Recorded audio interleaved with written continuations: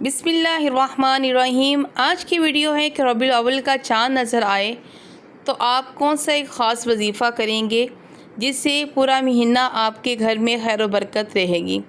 تو ایک بہت چھوٹا سا مختصر سا وظیفہ ہے۔ نبی پاک صلی اللہ علیہ وآلہ وسلم کا فرمان مبارک عالی شان ہے کہ روز قیامت جب کوئی سایہ نہیں ہوگا تو 3 لوگ اللہ کے عرش کے سائے میں ہوں گے۔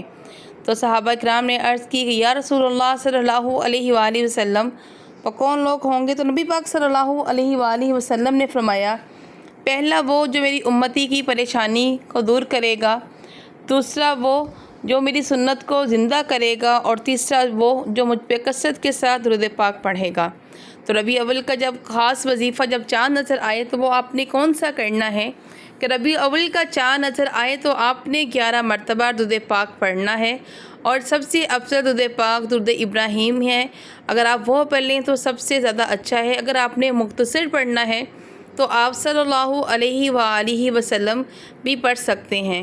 پھر آپ نے 100 مرتبہ یا اللہ یا رحمان یا رحیم پڑھ کر اپنے لیے اور اپنے گھروں والوں کے لیے خیر و برکت کی دعا کرنی ہے، اور آخر میں پھر آپ 11 مرتبہ درود پاک پڑھیں گے۔